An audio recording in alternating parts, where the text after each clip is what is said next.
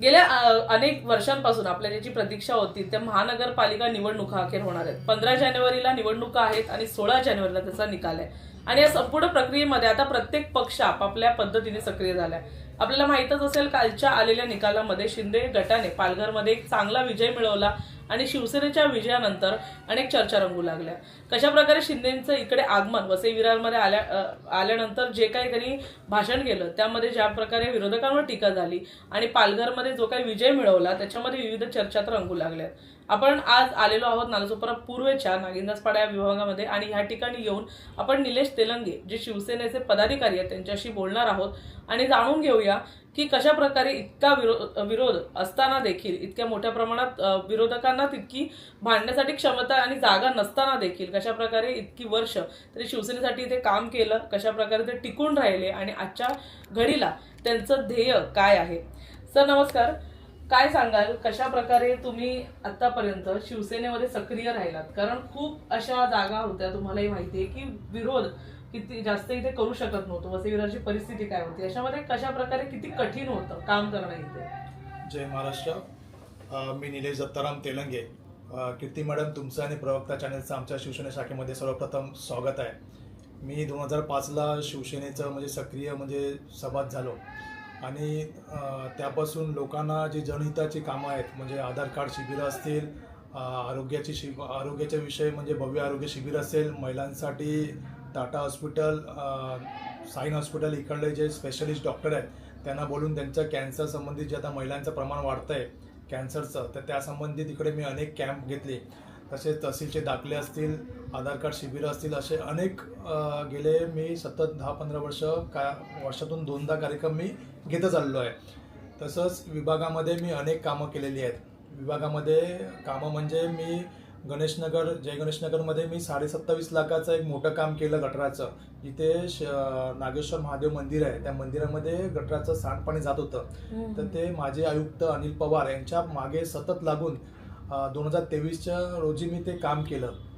नंतरला मी अष्टविनायक नागिंदासपाडा इथे चालीतील गटराचं काम मोठं केलं, 5 ते 6 लाखाचं ते काम होतं, ते एक काम केलं। चंद्रमा सिंग चालीतील शौचालय नूतनीकरणाचं मी काम केलं। अनेक ठिकाणी मी पाणी कनेक्शन देण्याचं Omsai apartment 7 number 8 number building, Sai Kiran building, अशा अनेक बिल्डिंग यांना मी पाणी महानगरपालिकेमार्फत निस्वार्थप्रमाणे देण्याचं मी काम केलं। मी विभागामध्ये अशी अनेक कामं करत आलेलो आहे। स्ट्रीट लाईटचे पोल नवीन ठिकाणी लावण्याचे जास्तीत जास्त प्रमाणात मी स्ट्रीट लाईटची पोलं मी या विभागामध्ये लावण्याचं काम केलं आहे। तसंच सेंटर पार्क या ठिकाणी, यशवंत हाईट या ठिकाणी एक सिमेंट प्लांट होता, गेले अनधिकृत सिमेंट प्लांट होता, आरएमसी प्लांट होता, तिथे माजी नगरसेवक जे होते त्यांचं दुर्लक्ष होतं। 10 वर्ष ते सतत लोकांच्या जीवाशी खेळण्याचं ते केमिकल जो धूर निघतो त्याने केमिकलने लोकांना जीवाशी खेळण्याचं काम चालू होतं। ते सिमेंट प्लांट मी महाराष्ट्र प्रदूषण नियंत्रण साईन या ठिकाणी सतत पाठपुरावा, सतत मी जाऊन तिथे साईन जे ऑफिस मेन मुख्यालय त्यांचं आहे तिथे जाऊन मी पाठपुरावा करून ते सिमेंट प्लांट बंद करण्याचं काम मी केलं।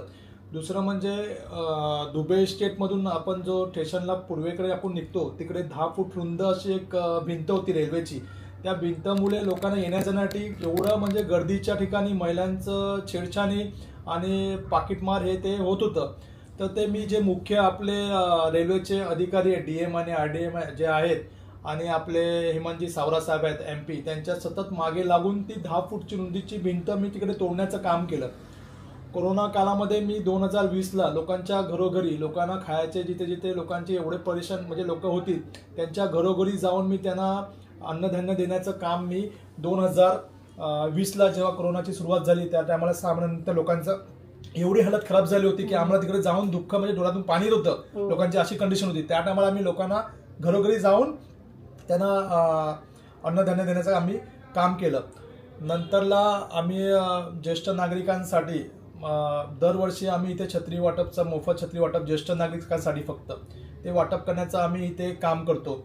परत ज्येष्ठ नागरिकांना बेंचेस देण्यासाठी सोसायटी चालीतील 100पेक्षा जास्त सोसायटीमध्ये आम्ही बेंचेस मोफत महानगरपालिकेमार्फत देण्याचं काम आम्ही केलेलं आहे। सोसायटीमध्ये कचऱ्याचे डबे आहेत, ते डबे आम्ही दरवर्षी सोसायटीला आम्ही देण्याचं काम, 100पेक्षा जास्त सोसायटीला देण्याचं काम आम्ही इथे केलं आहे।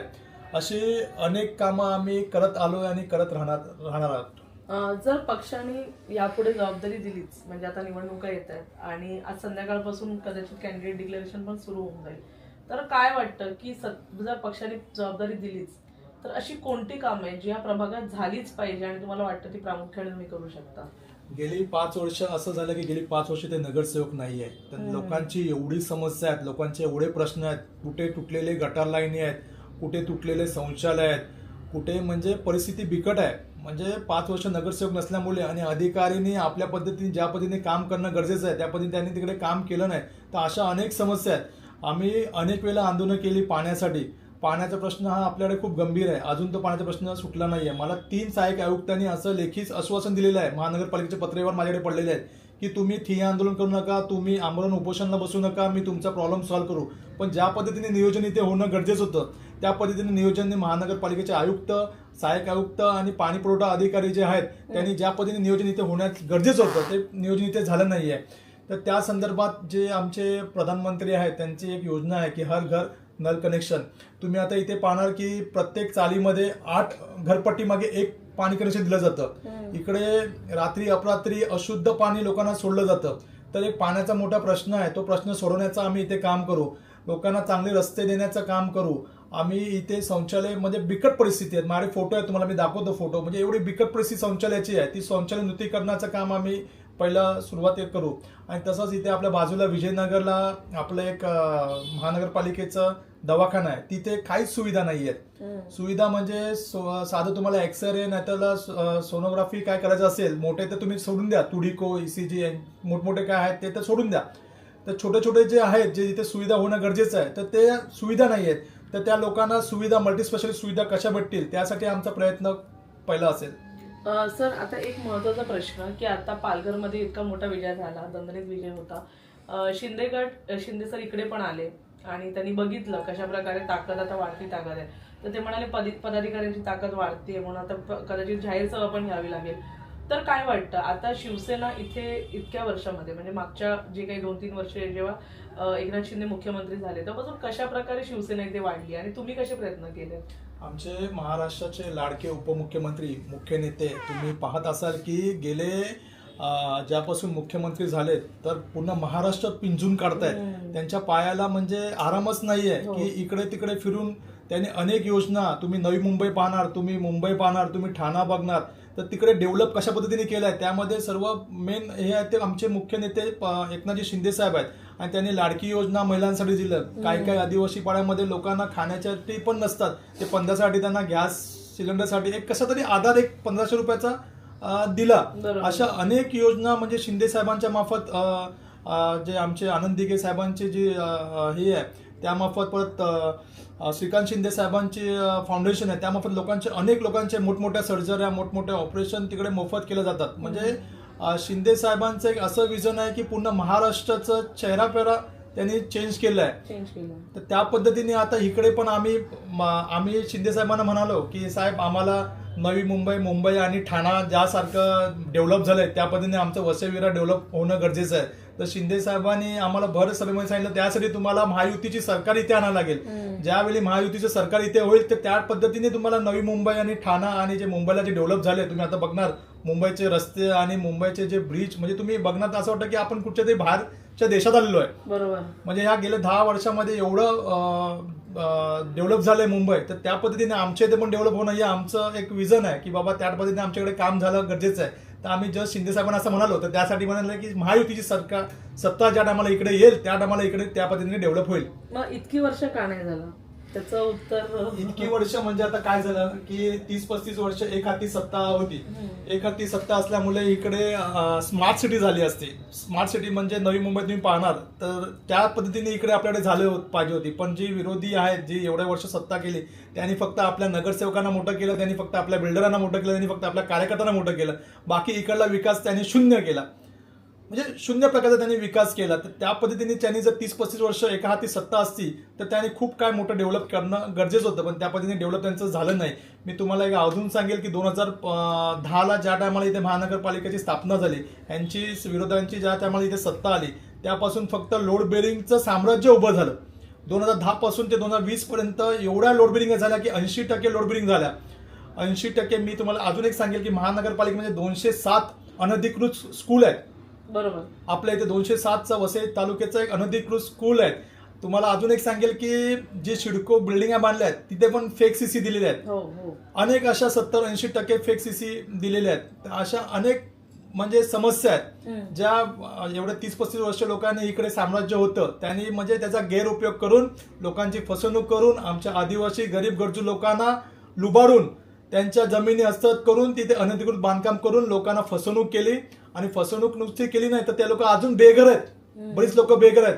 बऱ्याचशा ठिकाणी 30% 40% मला सांगेल की अशा ठिकाणी पिण्याचं पाणी पण नाहीये. बिल्डिंगमध्ये मोठमोठे टावर उभे आहेत. आमच्या आजूबाजूला टावर उभे आहेत पण तिकडे अजून पिण्याचं पाणी नाहीये. अशी म्हणजे गेले 30-35 वर्ष ही इकडे झालं. एक तुम्हाला प्रश्न विचारेन सर की एकनाथ शिंदे आपल्या भाषणात म्हणाले की कामं मी केली पण नारळ कोणतरी दुसरा फोडत आहे. तर सध्या तर भूमिपूजनाच्या नावाखाली नारळ इकडे फुटत आहेत. तर मग काय सांगाल नेमका इशारा कोणाकडे होता? भाजपकडे होता बहुजनकडे होता? नाही, बहुजनकडे होता. कारण ज्या टायमाला एकनाथजी शिंदे साहेब मुख्यमंत्री होते त्या टायमाला त्यांनी तिकडे आपलं मल्टी स्पेशालिस्ट हॉस्पिटल त्याचं पहिला सर्वप्रथम भूमिपूजन कारण त्यांच्याकडे जी खातं होतं म्हणजे त्यांच्याकडे जे आपलं खातं आहे आपलं नगररचना विभाग त्यांच्या मार्फत त्यांनी मुख्यमंत्री असताना त्यांनी ते केलं. पाठपुरावा 1000 लोक करतात पण ज्या टायमाला होतं सत्तेमध्ये जे माणूस असतो तेच ती व्यक्ती करत असते. कारण पाठपुरावा जो आधीचा जुना असला तरी काय म्हटलं पण ते काम होणं तुमच्या काळात होणं गरजेचं आहे. तर त्या काळात ते झालं नाही. तर शिंदे साहेबांनी त्या टायमाला केलं पण त्या टायमाला काय काय लोकांनी तिकडे विरोध केला. ज्यांच्या जमिनी होत्या त्यांच्या काय तिकडे अडलं होतं त्या लोकांनी तिकडे विरोध केला होता. पण ह्याचं खरं श्रेय म्हणजे शिंदे साहेबांचंच आहे. नक्की. शेवटच्या प्रश्नाकडे वळेल. आता तुमच्या प्रभागामध्ये एक जी म्हणजे संख्या आहे लोकसंख्या जी आहे ती भरपूर आहे मोठ्या प्रमाणात आहे आणि दाट वस्ती आहे त्याच्यामुळे कुठेतरी तर काय वाटतं विरोधकांच्या मनात आता कसं उतराल तुम्ही? कारण खूप लोक विभागलेली आहेत. इतकी वर्षांची सत्ता एक बहुजन विकास आघाडीची पालिकेवर राहिली आहे. त्यामुळे कुठेतरी तिकड त्यांच्या लोकांना एक तर पालिकेच्या कामांचा अनुभव असेल. दुसरी गोष्ट आहे की महानगरपालिका निवडणुका कशा लढायचा त्याचा अनुभव असेल. त्यामुळे एक ठिकाणी कुठे एवढा मोठा विरोधक तुमच्यासमोर उभा आहे तर कसं तुम्ही त्याच्यामधून वाट काढाल? आता जे माजी नगरसेवक होते त्या लोकांनी पूर्ण नारळसोपाराचा वाटोळा करून टाकलेला आहे. म्हणजे पूर्ण वाट लावून टाकली आहेत. लोकांचे एवढे प्रश्न बाकी आहेत. लोक एवढे कंटाळलेले आहेत. लोक पाण्याचा संघर्ष अजून 30-35 वर्ष करतायत. जे मूलभूत गरजा ते 2005-2000 मध्ये लोकांनी मुंबईला नवीन घराघरामध्ये नळ कनेक्शन दिलेले आहेत. घराघरात कनेक्शन आहेत. इकडे अजून लोकांना घरात कनेक्शन नाहीत. बिल्डिंगमध्ये कनेक्शन नाहीत. लोकांना विजेच्या समस्या आहेत. महावितरण कंपनी जी आहे ती नवी मुंबईला पण आहे. सर्व अंडरग्राऊंड आहे. पण इकडे थोडासा तुम्ही बघितलं पावसामध्ये थोडासा पाऊस नाही थोडा वारा नाही सुटलं तर इकडे सर्व वीज निघून जाते. 5 लोकांना त्यामध्ये ज्येष्ठ नागरिक असतील लहान मुलं असतील त्यांना खूप नाहक त्रास होतो. तर अशा अनेक समस्या आहेत. लोक तर कंटाळलेली आहेत. ऍक्च्युली काय झालं आता मुंबईवरून लोकांची संख्या इकडे खूप आली. लोड बेडिंग मोठ्या प्रमाणात झाल्यामुळे इथे स्वस्त घरं भेटल्यामुळे लोकांची संख्या इथे मोठ्या प्रमाणात आली. तर त्या पद्धतीने जी मुंबईचं विजन होतं मुंबईचं जे डेव्हलप होतं ते लोकांच्या नजरेमध्ये इकडे आपल्याकडे काहीच झालं नाही. तर लोक आता त्या जी सत्ता होती त्याला कंटाळले आहेत. आता त्यांचे नगरसेवक 5 वर्ष झोपलेले असतात. 6 महिने झाले तर लोकांच्याकडे जातात. तुमचे काय प्रश्न आहेत ते सांगा. तुमचे काय असतील ते आम्ही सोडून देऊ. सेक्रेटरी अध्यक्षांना बोलून त्यांना एड्या बनवायचं काम केलं जातं. आता जे माजी नगरसेवक होते त्यांचं आणि 5 वर्ष लोक गायब असतात. इथे तुलिंचला तुम्हाला मी सांगेल तुलिंच वरती गरदुल्यांचा एरिया आहे. पूर्ण गरदुल्यांचा एरिया आम्ही पाठपुरावा करून बऱ्याच वेळेला पत्रव्यवहार केलं पण ज्या साथ देतात नगरसेवक सातत देतात ना कारण त्यांच्याकडे आता 5 वर्ष दुर्लक्ष केलं जातं. कोण आहे इथे माजी नगरसेवक कोण आहे? माजी नगरसेवकाचं मी नाव सांगणार नाही पण जे एवढ्या वर्ष सत्तेमध्ये आहेत इकडे त्यांच्या भरोशा एवढं अनधिकृतपणे म्हणजे अधिकृत नाही सॉरी म्हणजे बिंदास विकलं जातं. तुम्ही सकाळी बघितलं ना आमच्या डोळ्यात पाणी येतं. 5 कॉलेजच्या मुली लहान लहान पोरं असतात. आम्ही बरेच PI यांना प्रत्येकानं पत्रव्यवहार केला पण त्या पद्धतीने जिथे काम म्हणजे त्या पद्धतीने बंद होण्याचं गरजेचं आहे त्या पद्धतीने ते बंद झालं नाही. अजूनही त्या लोकांचं तिकडे त्या ठिकाणी दुर्लक्ष आहे. सर एक महत्वाचा प्रश्न आहे की कशा प्रकारे इथे क्लस्टरची योजना सतत म्हणजे बोललं जातंय क्लस्टर आला पाहिजे. प्रताप सरनाईक आलेले त्यांची पण मागणी होती. तर काय सांगाल याच्यामध्ये? कारण तुमच्या प्रभागामध्ये सर्वात जास्त कुठेतरी अनधिकृत बांधकामांचं प्रमाण वाढत चाललंय. काय सांगाल त्याबाबत? बरोबर. तुम्ही आता पाहिलं असेल की एक 6 महिन्या अगोदर विरारला एक दुर्घटना झाली विजयनगरला. त्यापासून मग महानगरपालिका म्हणजे ऍक्शन मोड वरती आली की प्रत्येक म्हणजे जी बिल्डिंग परत दुर्घटना होऊ नये म्हणून ते प्रत्येक बिल्डिंग वरती कारवाई करणं त्यांना नोटीस देण्याचं काम महानगरपालिकेतून मार्फत चालू आहे. आणि ते होणं पण गरजेचं आहे, कारण लोकांचा मृत्यू होण्यापेक्षा त्या लोकांना तिकडे हे करून खाली करणं ते महत्वाचं आहे. आणि दुसरा विषय असा आहे की लोकांना एक प्रश्नचिन्ह पडला आहे की आमचं काय होणार, आमच्या रूमचं काय होणार, कारण 80% जी आहेत ते 80% प्रमाण हा लोड बेरिंगचं इकडे साम्राज्य उभं केलेलं आहे सत्ताधाऱ्यांनी. तर त्यासाठी क्लस्टर योजना हे आणणं खूप गरजेचं आहे, कारण आमचे मुख्य नेते एकनाथजी शिंदे साहेब यांनी आपल्या ठाण्याला ज्या पद्धतीने क्लस्टर योजना करून लोकांना म्हणजे सुलभ आणि एक चांगल्या पद्धतीचं घर देण्याचं काम आमच्या शिंदे साहेबांनी केलं.